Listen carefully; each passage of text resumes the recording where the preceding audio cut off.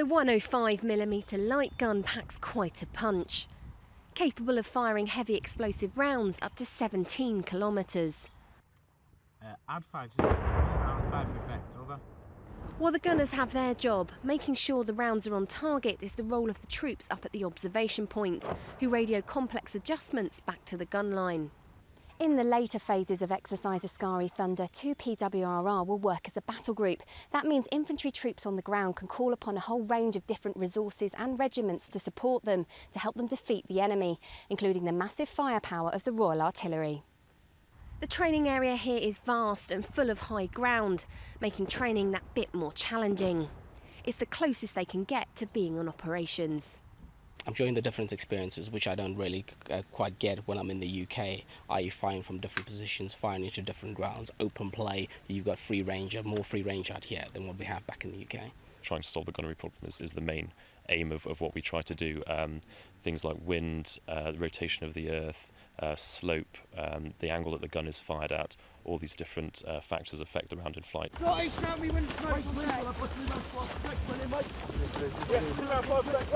But the troops here don't just stay static. The fire support team are made up of artillery and mortar platoon from 2 PWRR.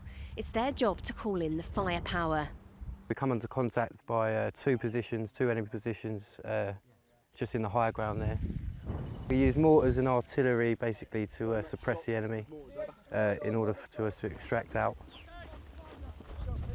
Also DH3, Desert Hawk, to get eyes on better to the enemy positions. You learn a lot from the lowest level to the highest level, I think.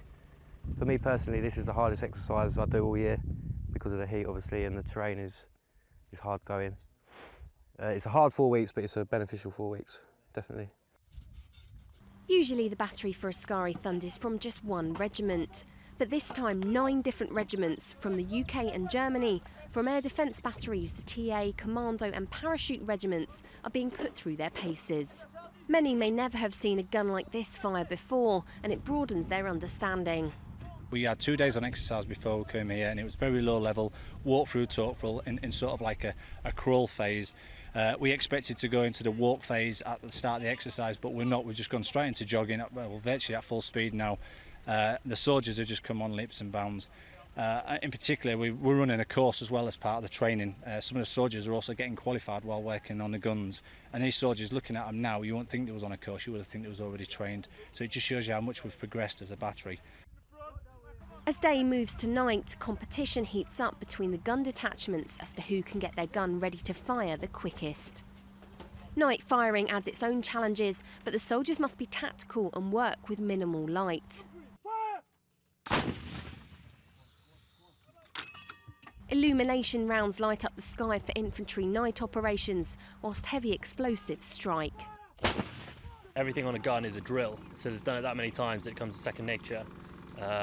It's mainly just the safety aspects of it that take a bit longer, the use of white light or at the very least red light, just to check there'll be no training accidents or anything like that. But if it would happen in wartime, you wouldn't need much light at all.